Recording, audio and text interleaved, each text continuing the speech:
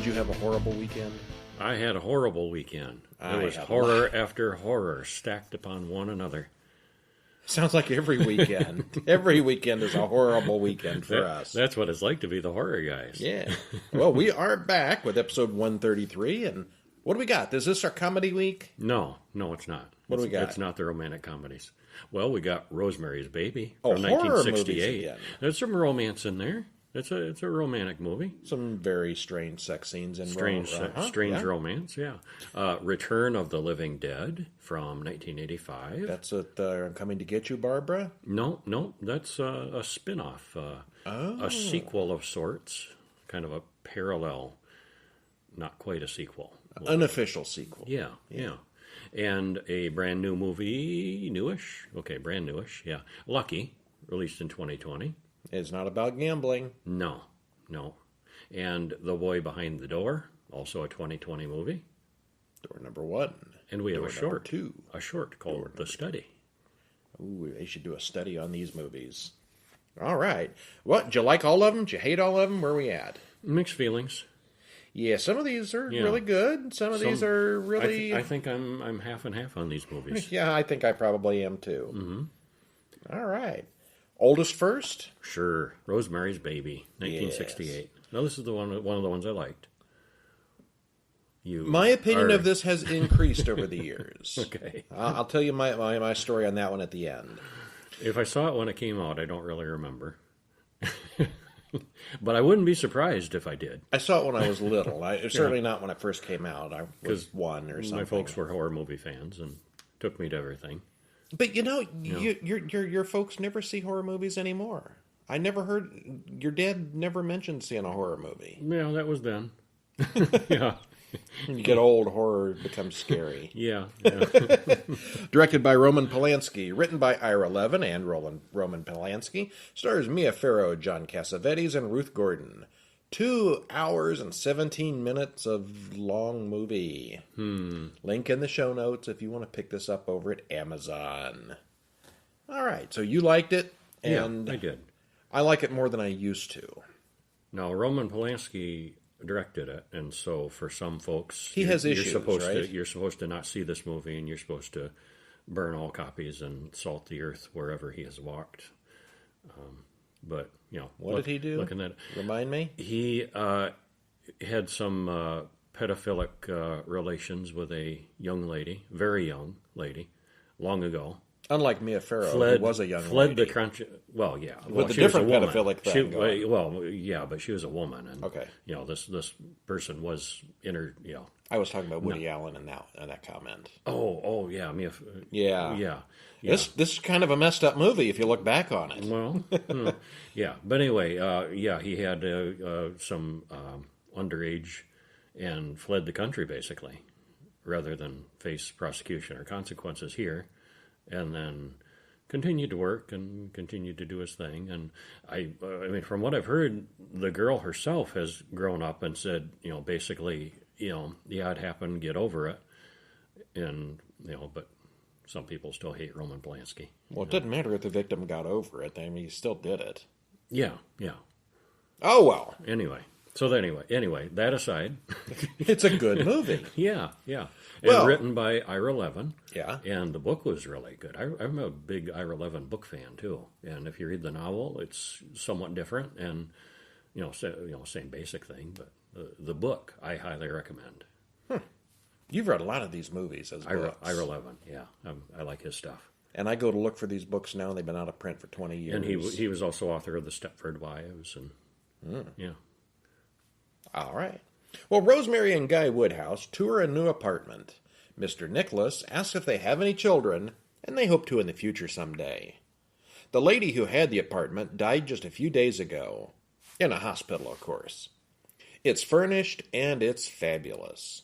There's a big piece of furniture blocking a closet door, and Nicholas and Guy move it back, unblocking the door. And it's got nothing in it but vacuum and towels. Now, why would she block off the closet like that? Well, their old friend and therapist, Hutch, fixes them dinner and tells them some scary stories. They end up moving in and having sex on the cold, bare floor. She makes a new friend, Terry, who who is staying with Minnie and Roman Castevet, their next-door neighbors. They hear some weird chanting coming from over there one night, and they find Terry dead on the street outside the building later. Terry got depressed and jumped out the window at midnight. Okay. Rosemary, sorta halfway, overhears Minnie talking about needing to start over from scratch now because Roman shouldn't have told her in advance. What? Yeah, the thin walls give too much away. They do. To Rosemary, yeah. Well, I mean, she doesn't really know what's going on, but she knows something ain't right. Yeah, yeah.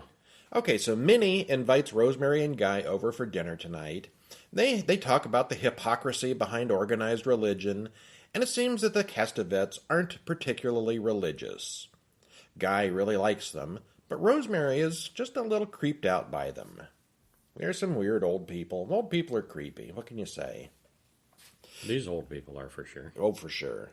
Minnie stops by the next day and introduces Laura Louise, her friend from up on the 12th floor. They just sit there and knit quietly. Minnie gives Rosemary Terry's locket, and Guy suggests that she should wear it. It's this thing with some smelly stuff in it. Magic stuff. Yeah. That night, Guy gets the big part he wanted, he's an actor, when the other guy just suddenly out of the blue decided to go blind. Huh. That's a weird coincidence. Minnie makes him some chocolate mousse, and Rosemary and Guy argue about it. She says it tastes funny and secretly throws hers out. She does eat enough to get dizzy and pass out, though. That wasn't in the plan. She was supposed to eat the whole thing and be completely out. Yes. Rosemary has weird dreams about being surrounded by naked, chanting old people. She's halfway awake through all this because she only ate part of the mousse, and she dreams that she has sex with the devil. And, of course, you see the devil's arms and his back, but you don't get a real good look at him. I thought they did a nice job with, fully letting you know what was happening without being too graphic about it and without. Yeah, something like the devil, especially in 1960s special effects, it would be easy to be cheesy and bad. Yeah, and, the fact that it's a rape and, that's what it, without being overly graphic, yet fully telegraphing what was going on. I thought it was well done. It wasn't like a violent rape. I mean, she was... Well, because she's drugged. She's drugged, She's not putting up a whole lot of fight because of her... But obviously drugged. She wasn't consenting. No. When she wakes up, she finds herself covered in scratches. Guy blames his own fingernails. Oops, sorry, must have been me. Soon, Rosemary finds out that she's pregnant. As soon as Guy finds out, he wants to tell Minnie and Roman. Why them first? Huh. Because, happy news. Neighbors. Yeah. Minnie suggests the best obstetrician in town, Dr. Saperstein. The new doctor tells Rosemary to drink the herbal drink that Minnie is going to make for her every day. She cuts her hair really short and starts eating very rare meat. I think the short hair was not part of their script, but, the rare meat was like, Was there something in real life that made her cut her hair?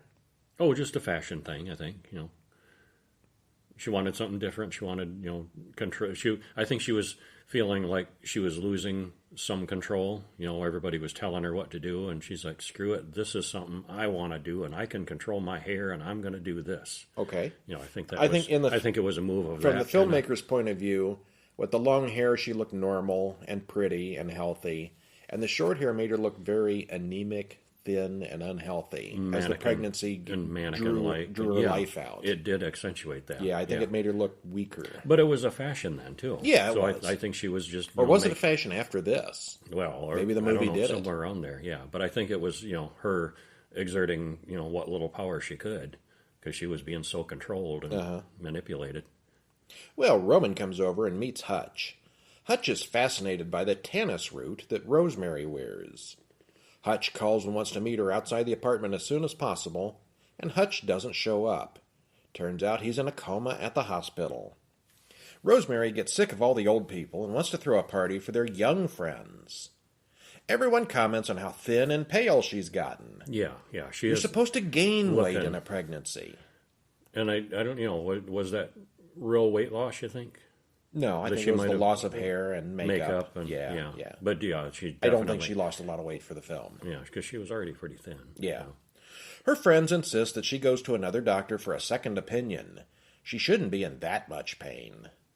When Guy finds out, he gets really angry and forbids her from getting a second opinion. Suddenly the pain stops, and she can feel the baby moving. Everything is fine. Well, it does help her state of mind, certainly. Well, yeah, it hurts all the time and it stops. Yeah. Hutch sends Rosemary a package just before he dies.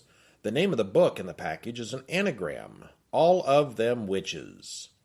The book has pictures that resemble Roman from the mid-1850s. He's old. How old is he? Couldn't be him, could it? She gets some Scrabble tiles and makes the words and unscrambles all the witches into comes with the fall. What? No, that's not right. Then she tries again. Elf shot lame witch. Huh? This is the problem with anagrams. Finally, she realizes it's not the name of the book, it's the author's name, which unscrambles to Roman Castevet. Roman's father was a witch. Uh-huh. Passed it on. Roman and Minnie decide to go on a trip, and Dr. Saperstein explains that Roman doesn't have much time left to live. Every time Rosemary starts to catch on, the situation changes or she gets distracted by Guy. She calls Dr. Hill and begs for a second opinion. She explains everything to him, but she sounds crazy. He has her lie down while he arranges a room at the hospital for her. When she wakes up, Guy and Saperstein are there to take her home against her will. She runs away and locks herself in the apartment. She doesn't. A lot of good that does. She doesn't see, but there are people already in her apartment. Yeah, creeping around, tiptoeing in the other rooms. Yeah. I thought that was really effective, too. They're behind me, aren't they? There's lots of screaming as Rosemary goes into labor right then. Rosemary wakes up to see Guy sitting on her bed. She had a boy. Saperstein comes in and says the baby died in birth. They sedate her again. She hears a baby crying in the apartment next door. They still take her milk and give her pills. I mean, how dumb do they think she is? One night, Rosemary goes into the closet that had been sealed off and finds a secret door that leads into the next door apartment. That's why that was covered over. Yep. And that's how they got into the apartment. Yeah. Minnie, Roman, Guy, Saperstein, and everyone else is in there watching the baby. Along with a few others, some tourists from other countries. The Visitors. Japanese guy with his camera. Yeah, Couldn't be more stereotypical. And the Greek priest. Wasn't he Greek? Something like that. He walks over to the crib. She walks over to the crib and looks inside. Inside, the Classic baby line. is not exactly what she expected. What have you done with his eyes? Roman then wants Rosemary to raise little Adrian, as the other women are all too old.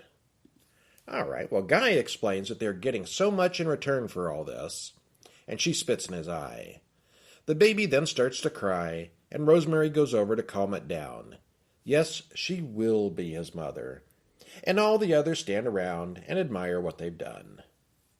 Oh, happy ending. Happy ending. He has his father's eyes, Yes, he does. Well, that apartment needs thicker walls. Rosemary, overhearing things, almost ruins all the plans, and then the baby cries could be heard right through the wall. Rosemary drinks, and Guy smokes all throughout the pregnancy, but it was a different time. Yeah.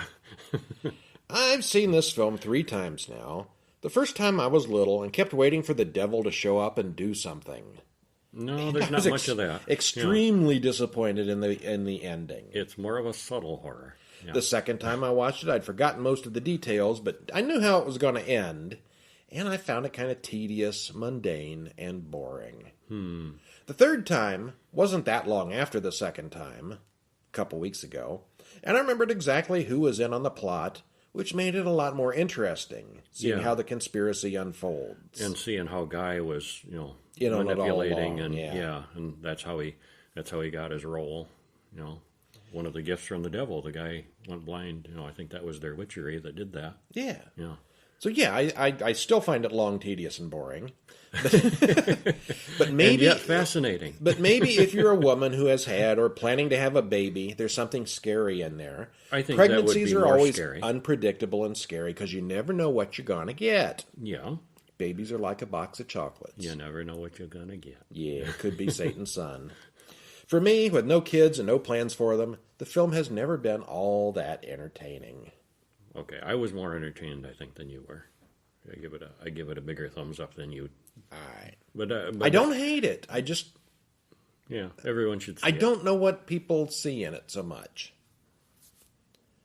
All right, then one, Return of the Living Dead from 1985. Saw this when it came out. Saw this shortly. I think I saw this on VHS at some point, not too long after it came out. Saw it at the theater. Yeah. Directed by Dan O'Bannon, the guy responsible for Alien. This is nothing like Alien. No, not so much. Written by Rudy Ritchie, John A. Russo, and Russell Steiner. Stars Clu Gallagher, James Karen, and Don Calfa. And runtime, hour and 31 minutes. And did you like it? Yeah, I thought it was great. Yeah. Possibly the funniest zombie movie out there. Yeah, I think so. And people always talk about like Zombieland, and that was all right. I think this has it beat. Yeah, I think so too. All right, so the events portrayed in this film are all true. The names are real names of real people and real organizations. Starts right off the bat with that. Starts right off telling us that it's all a fact. Yeah. On July 3rd, 1984, a couple of guys, Freddie and Frank, are getting an order ready to ship. They're in a medical supply company, and they're getting ready to mail a skeleton. It's a real skeleton, and they get them from India. They also sell split dogs for veterinary schools, and they even have intact cadavers. Actually, they only have one cadaver right now. They're running a little low. Good thing. This turns out to be a good thing. Meanwhile, the punk kids are looking for a place to party. I like death with sex, says one of them. Freddie's girlfriend is one of the group, and she says they shall all go to his job and pick him up after work. Yeah, this is not the group I'd want showing up at my work. No, not the way to keep your job. Well, Frank, who is a big joker, explains that the movie Night of the Living Dead really happened. There was a chemical spill, and it got into the morgue somehow. The bodies were accidentally shipped here, he claims. Want to see them? The corpses are still here, down in the basement. Frank shows Freddie several sealed barrels that do, in fact, contain bodies. Ew. Frank slaps a barrel, and it shoots out a chemical into their faces. As the credits roll, gas moves through the pipes, and the lone cadaver upstairs wakes up. That's a lot to happen before the credits. Yeah, it is. Colonel Glover talks to his wife. He's been looking for those missing bodies for decades. Freddie's friends arrive too early and decide to go hang out in the nearby cemetery for a couple of hours. They turn on the boombox, this is at the 80s after all, and get to work partying. Do they still sell those big old boomboxes? I haven't seen them in a long time. Yeah, it's all iPod now. They might have digital ones. Or phones even. Yeah. Well, Frank and Freddie then wake up. The body in the barrel is gone. Did it melt when it hit the air? They go upstairs, and Frank sprays the place with Lysol. That'll fix it up. Until they notice one of the half dogs whining. And this is a dog that is split in half vertically. So one side looks like a normal dog, and the other side you see all its innards. And it's not dead. There's a collection of pinned butterflies. Uh-huh. And the butterflies are fluttering. All the dead stuff in the warehouse comes to life. Freddie wants to call the army, but Frank wants to call Bert, the boss. He's a company man. Outside, Trash, one of the punks, takes off all their clothes and dances on a crypt while the guys dance with the emergency flares. Meanwhile, Bert is freaking out at the mess at the supply company. Bert, Frank, and Fred do what they have to do with the storeroom zombie, which goes comically wrong at every turn. Destroying them like in the movie doesn't work. You know, when the Night of the Living Dead, you hit them in the head, hit them in die. the brain? No, not this time. No, that doesn't work. No. That was just a movie. Yeah, and the pieces, cut them into pieces, and the pieces are still alive. Yeah. Bert wants to take the still-kicking parts across the street to the mortuary and cremate the thing. Ernie, the embalmer, is working on a corpse as they arrive. Bert tells Ernie that he has a bunch of rabid weasels in the bags. He doesn't believe that, so they have to show him what's really in the bag. Mm-hmm. And then he's on board with it. It's time for Freddie to get off work, so Tina gets the medical supply company looking for him. So they're all at the mortuary burning the body. Burning bodies, however, make smoke, which means more chemical vapors. Whoops. More importantly, it starts to rain, which soon covers everything in the chemical. Oopsie. It burns the punks like acid rain, and then the rain seeps down into the graveyard, doing exactly what you'd expect it to do. Lots of them. The body at the mortuary is now all burnt up, but Freddie and Frank are looking really sick. Ernie calls for an ambulance. Neither of them have a pulse, but they're clearly not dead. They're at room temperature. Not good. Not good at all. Tina keeps looking for Freddie and finds the original empty barrel and the undead thing that came out of it. The rest of the gang come looking, and it kills Suicide, the leader of the group. They all run back to the cemetery, where they soon see the dead emerging from their graves. Trash is also killed, as are both paramedics. Ernie says maybe things are getting a little out of hand here. Yeah, you think? Within seconds, everyone still alive is trapped in the mortuary, surrounded by uncountable zombies. Rigor mortis is setting in on Freddie and Frank. More paramedics arrive, and they don't even make it to the front door. Scuzz is killed, and Ernie captures one of the dead and interrogates it. Eating brains makes the pain of being dead go away, it says. They lock Freddie, Frank, and Tina in the chapel. During all of this, Trash wakes up from being dead and starts killing people. So do Freddie and Frank. Bert and Spider make it out into one of the police cars and find out just how many undead are really out there. Frank calls into the crematorium and kills himself. Bert finally gets through to the police, but the police are overwhelmed too. Finally, Bert calls the number stamped on the original tank, which immediately goes through to Colonel Glover, who's been waiting for this call for 20 years. At last. The colonel calls out the artillery, which destroys 20 square blocks of the city. Those fires there won't be a problem, since the rain will wash everything away. Yeah. Wait, The civilian casualties were minimal. Fire and rain? Wait. Yeah. Just getting started. Well, as far as I can think, this was the first purely comedic zombie film, although most have been a little bit tongue-in-cheek. Even the original one had some funny points.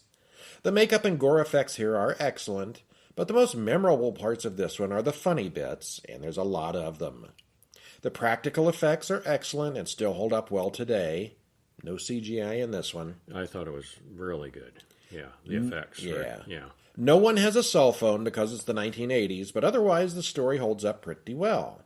And this one is old, but in my opinion, it's one of the best zombie films. And it's interesting, the gang, what an eclectic group it was. You know, there's a couple punkers. And, with the big spiky hair. Yeah, and like the go-go, go-go's style girl, and the Max Headroom style guy, and what do you call that? The retro. The picture you're showing, I would say preppy looking. Preppy, yeah. Yeah. But they've all got a different look and a different style. Different styles of very 80s stereotypes. Mm-hmm. Yes. Yeah. What do kids in the 80s look like? And Well, the 70-year-old guy pick says, one let's of each. pick one of each. One of Yes. each, yeah. Well, did we see a short film this week? We did. What? The Study. We should study it. Okay. Written and directed by Will Bakey. Stars Keena Benefield, Christian Backy, and Keely Menka. 9 minutes, 8 seconds. Link to watch it in the show notes.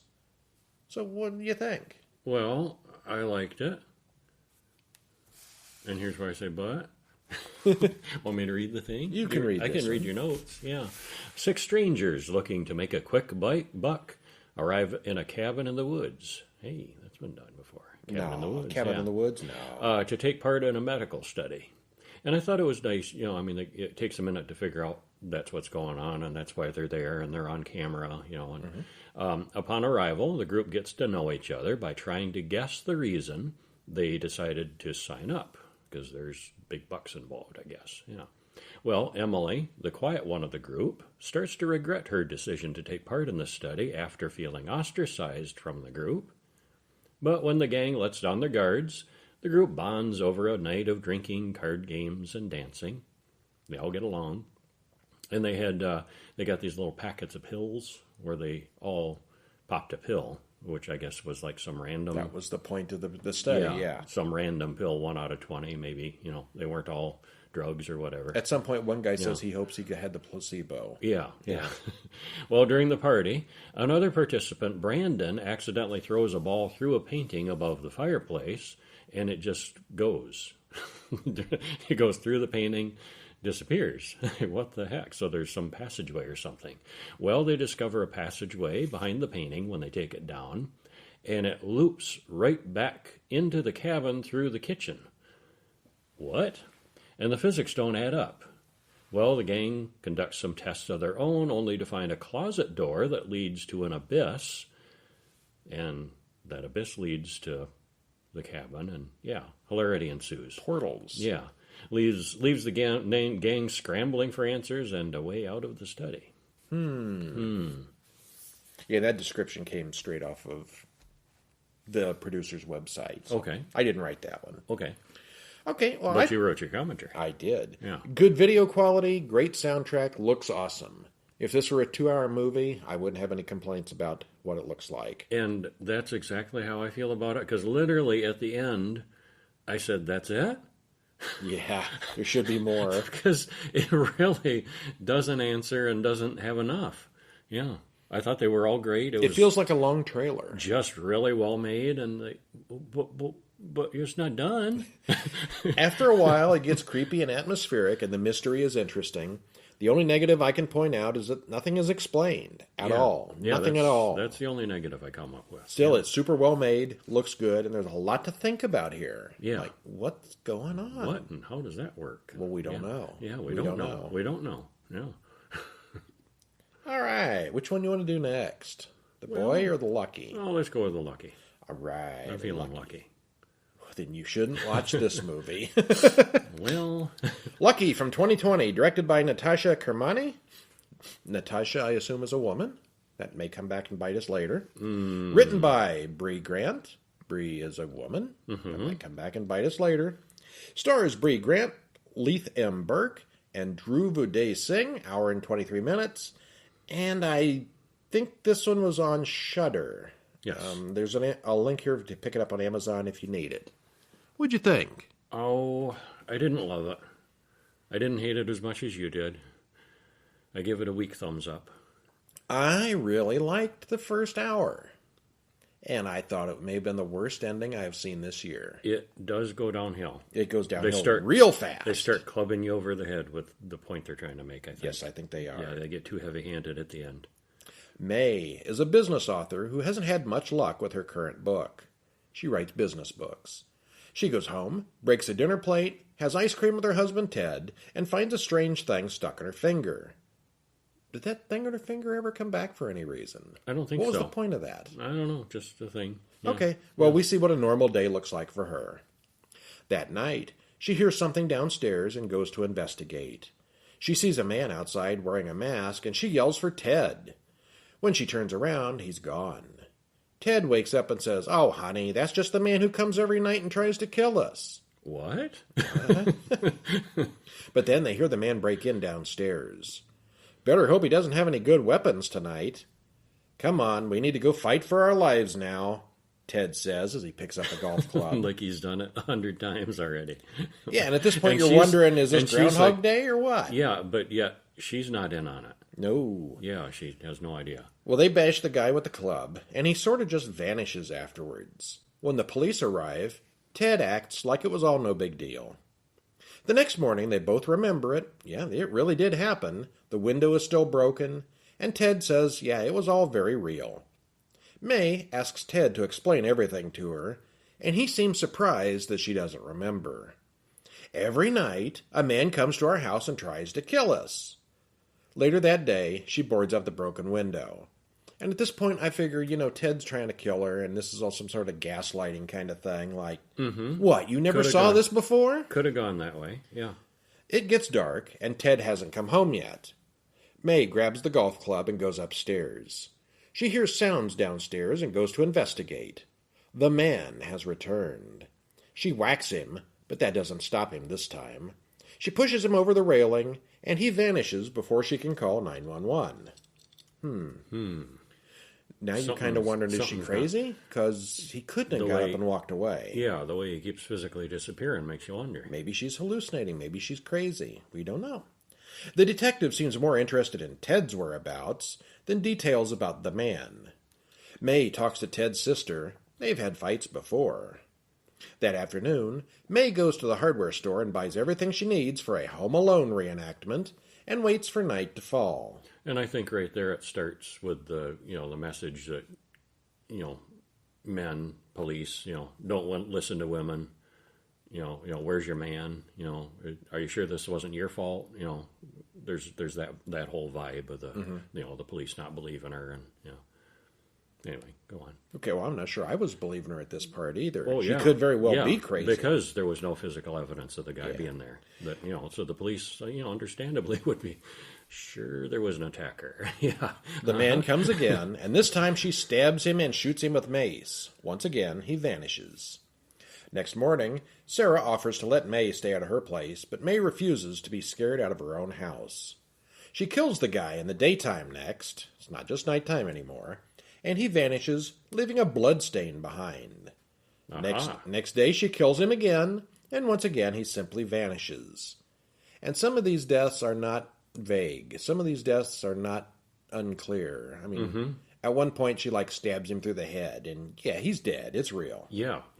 And yet he still vanishes. Yeah. The next night she's had enough. What do you want from me? She confronts him and gives him a piece of her mind before chasing her outside to the police car that's waiting out there.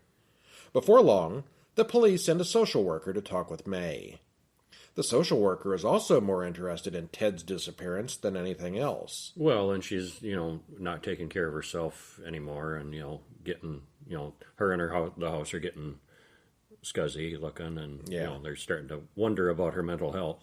Maybe she killed Ted, and that's why he's disappeared. Yeah. She's reenacting it in her mind or something. Yeah, so you can kind of see, where they're coming from. And, And it's clear that no one believes May anymore. May goes to stay with Sarah, and May notices that Sarah has a big scar on her back that she doesn't want to talk about. I forget, she says, and then acts weird about it. The man comes and stabs Sarah to death. May and the man knock each other out. This time, Detective Pace knows things that she didn't tell him. She finally talks to her assistant, Edie, in the parking garage, and finds that she has her own lunatic to repeatedly kill. Apparently, there are numerous women fighting lunatics down in this parking garage. May finally figures out that this is her life now. The man appears and kills Edie, and the chase in the parking lot garage is on. Ted finally appears and says none of it really matters. They hold hands and go inside the house. They were in a parking garage, now they're in the house. That's surreal. The man comes up and stabs Ted in the back. Finally, she stabs him and takes his mask off, and it's every man who ever lived, because men suck. The end. Well... Well. Yep. Yeah, it keeps you guessing right up to the end. And you were hoping it was going to make sense, but it doesn't. It's well acted, well directed, interesting to watch, and it's completely impossible to guess what's going on. Because it's just... surreal and weird. Yeah. They kind of pulled that ending out of their butt. Although you can kind of see that they planned it all along. There's definitely a girl power vibe to all this that becomes more and more overbearing as the film progresses. Women are attacked daily, and it's a regular part of their lives. May needs to go it alone, and the idea of that women are weak and defenseless are scattered throughout. And then there's that ending. The message is valid, but this movie is a turd sandwich. Oh, harsh. Could you be more harsh? Well, just last week we watched Jacob's Wife. And I pointed out that there were some feminist ideas in there about the woman empowerment and taking over from the husband, and instead of being secondary and inferior, she became the boss. And I thought that was it was kind of obvious there too. Yeah. But it was very well done and entertaining. This is just beating you over the head with, men are bad. Yeah. This less well done, less entertaining. Did not like that. Yeah. And if I'm wrong, send us your emails. horrorguysmail@gmail.com. I would love you to explain it to me. Yeah, tell us what you think of it. Maybe we both missed something there. I don't think so. Yeah, tell us. Well, you got any secrets? What's behind the door? The boy. The boy is The boy is behind the boy behind the door from 2021. Yeah. Written and directed by David Charbonnier, Justin Powell. Stars Lonnie Chavis, Ezra Dewey, Kristen Bauer Van Straten. An hour and 28 minutes. I haven't seen Lonnie Chavis before. Ezra Dewey was in the Gin a few weeks ago. Yep, and he's a mighty fine young actor. Kristen Bauer Van Straten, she was like the Vampire King's sidekick in True Blood. And I haven't seen her in anything else. Yeah, I didn't know that. Well, those are the only three characters. There's a guy in it who doesn't really say much and dies quickly. Which you like it? Probably didn't like it as much as I should. I feel guilty for not liking it more. Okay, why didn't you like it? Because I thought it was kind of predictable and, just okay. And, yeah. Okay, the previous movie was the woman doing Home Alone in her house. Yeah. These are like the kind of reverse Home Alone. You got to get out. Yeah. Mm-hmm. All right, well, the single car drives along the lonely road, past the oil pumps, towards a single isolated house on a hill. The driver opens the trunk, and a couple of children are tied up and gagged inside. Credits roll. 6 hours earlier, Kevin and Bobby are out playing. They swear that they are going to move to California together someday. Best friends forever. Friends to the end. They throw the ball down the hill, and when they go to get it, someone grabs them and locks them in the trunk of the car. They take Kevin out of the car, leaving Bobby inside alone. Bobby eventually breaks the trunk open, but he doesn't know where he is. He starts to run away, but then remembers that Kevin is still inside somewhere. Bobby sneaks around inside the house and sees and hears various adults doing things. He hears crying coming from behind a door. That must be Kevin, right? Yep, sure enough. One of the men spots Bobby and says, "It's okay, you don't have to hide from me, I just want to talk." Which Bobby doesn't believe for a second. They do the cat and mouse thing for a while. The man slips and knocks himself out on the way down, and he gets up just as Bobby's holding a knife over him and accidentally gets stabbed to death. Oops. We see, but Bobby doesn't, that his watch has a countdown timer. 38 minutes until something. Bobby goes looking for Kevin again, and he talks to Bob. You're thinking right now, what was that watch counting down to? That's what I was thinking. Because you don't remember, do you? And it reaches 0, and what happens? Not a darn thing that I can remember either. Well, the other person shows up vaguely soon around after, there, yeah. But it's not really a precise... why the timer? The timer was so obvious and ominous. And doesn't really mean much of anything. Well, Bobby goes looking for Kevin again, and he talks to Bobby through the door, but can't get the door open. He can't find the keys to the door, but he does find the man's car keys. Bobby can't drive, but he does get the car rolling downhill. He jumps out, and the car keeps going without him. We never see what happens to that car. It's probably still going today. Still rolling as we speak. Bobby finds an old dialing phone like his grandmother has, and Kevin has to explain how to make it work. Well, first you got to plug it in the wall. What? Plug it in? Do those old dial phones do 911, or is that a digital thing? Well, if it's plugged into the wall, and dial 911. But you can do the dial thing with your finger, and 911 will work? Oh, yeah. I thought that just came up with dial phones. No. Okay. No, yeah, it was, yeah. Well, anyway, just then, the timer on the watch goes off. He calls 911 just as another car arrives. 911 says they're tracing the call, but Bobby hangs up the phone too soon. This is not a cell phone. They can't trace it instantly. And I'm yelling at him to leave the phone off the hook. Just lay it down. He's never seen a phone like this. But he didn't know that. He didn't know. Meanwhile, Kevin breaks a fingernail, which is probably the most cringeworthy and horrific thing in the film. It is, yeah. That was nasty. Yeah. Bobby frantically tries to clean up the bloody mess in the kitchen before the other kidnapper finds him. He rolls the man's dead body out the back door and down the steps. And then he watches as the other kidnapper puts a pile of cash in a hidden safe. That goes nowhere. Well, they're trafficking. Well, yeah. I mean, it demonstrates, they're getting money. Like you thought they're getting money for these kids. Yeah. Yeah, they're regular Okay. regular abductors who are selling the kids off. The other kidnapper finally catches on to Bobby's presence and hacks down the locked door, Shining style. Just then, the police arrive and knock on the door. The other kidnapper turns out to be a woman, and she explains everything to the police officer while keeping Bobby locked in the room upstairs. And I was thinking immediately, oh, what's on that police officer's forehead? Doomed. Yeah. She acts suspiciously, so the officer comes inside, where she kills him with her axe.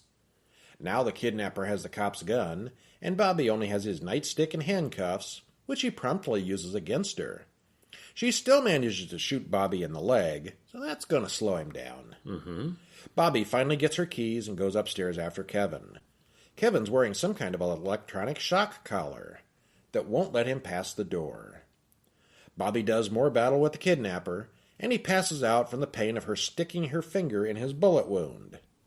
Sticking the finger in the bullet wound? It's still not as bad as the fingernail. No, the fingernail was worse. Yeah. Kevin forces his way downstairs despite the shock collar and makes his way to help Bobby. Meanwhile, the kidnapper gets out of the cuffs and starts to pursue them. The boys get into the police officer's car, where they find a hand taser. Kevin gets on the radio and calls for more cops, but he doesn't know where they are. The kidnapper pulls Bobby out of the car, but she gets tased by Kevin before she can kill him. Police cars have GPSs built in, don't they? Some kind of tracing thing? I think so. I assume so. I think so. This is not an old movie. This is taking Modern place day. now. Yeah. There's one final battle, and the cops show up just in time. Later, the two boys actually do go to California and have a happy ending. Yay! Yay. Well, it's all very dark and atmospheric, and they both make the same mistakes little kids would really make all the time. Yeah, I guess. Not knowing how those old phones work, not understanding a stick-shift car, not necessarily killing the bad guys when you have the chance. I love how Bobby says, "I'm sorry," when the male kidnapper cuts himself on Bobby's knife. Oh, I'm sorry. I'm sorry, I didn't mean to kill you. But so the acting from both kids is excellent here. For child actors, I thought they both did really well. Oh, yeah. Most child actors in horror films, you just can't wait for them to die. It's hard to find child actors that are good and not annoying. Yeah. Yeah. Well, the murders are pretty typical for this kind of film, but I found the fingernail scene excruciating, and the grabbing the knife blade scenes were pretty nasty too. Yes. I lost track of the number of times they disabled the kidnappers and then just left them alone to get up and continue the pursuit. Knock them down, knock them out, push them down the steps, And run. tie them up, and run away and then in run. the house you can't get out of.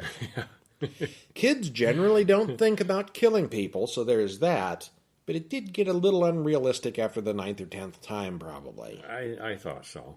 Yeah. Overall, I did like it. There's no monsters, not the fun kind anyway, but enough gore and suspense to make it interesting. Yeah, I can't really hate on it, but I also didn't really enjoy it all that much. Rosemary's Baby, how many out of 10? Ooh, I'll go with 7. a solid 8.5. Return of the Living Dead, 10. I give it a 9. Oh, I give it a 10. I love that one. All right, I'll go as far as comedy zombie movies, that's a 10. All right, 10 from both of us. Yeah. The Study, 6. Yeah, I give it a 7 because of the technically perfect, story need not more. enough. Yeah, need more. Lucky, 3. Whoa, 6. Okay. Yeah, double your rating. If you want to watch the first half of the movie and then turn it off, as Brian did. The Boy Behind the Door, I'll go with a 5. 7. Okay. Oh, I'm still giving it more higher than you. It was all right. It was fine. I mean, Okay. Well, their I'm not going to watch it again. A lot of that is based on their performances Okay. because they were so good in it and so good together. Yeah, I'd give it a 7. What do you think next week? Some romantic comedies? Sure. Yeah, for a change. Yeah, Okay. we'll mix it up. Before next week, you can stop off at our website, horrorguys.com, or even more specifically, horrorguys.com/books, and pick up some of our fantastic books. We've got one on the silent film age, all the good horror films that were silent. We got the Shock Theater from Universal, the Son of Shock Theater from Universal, and of course, Hammer Horror Films. All the Hammer Horror Films collected in one book. If you like the way we do the synopses and the reviews here, we got them all in there for all those movies. HorrorGuys.com/books. But then when you're done reading the books, you can come back next week where we got more films. We got more films? What do we got? Going to do? Oh, we're going to do Day of the Triffids from 1963. And The Thing from Another World, the original. Kurt Russell. From, no, before that. Russell? Before that, they made a black and white one in 1951. It's a remake. Yeah. Southbound, an anthology sort of thing from 2016. And Stay Out of the Effing Attic from 2020. Yeah. And the title is literally F asterisk asterisk asterisk ING. Not necessarily. If you go on Shudder, it's just Stay Out of the Attic. Okay, it depends on where you look. Go to Shudder, search for Stay Out of the Attic, and it'll come right up. Okay. If you look on IMDb or any other place where it was actually theatrically released, it's Stay Out of the Effing Attic. Yeah. Yeah. Okay. So either way, we'll talk about that one next week. Or Stay Out of the Effing Attic, yes. Yeah. Both apply to that movie. You got to wonder with a name like that, who came up with that for marketing reasons? That's got to hurt them marketing-wise. It seems like it could, yeah. Having two names Some or having a name that's going confusion to get bleeped out or whatever. Yeah. Yeah. Anyway. But we'll tell you whether we liked it or not next week. Yeah, we will. So I'm Brian. And I'm Kevin. We'll see you next week. See ya.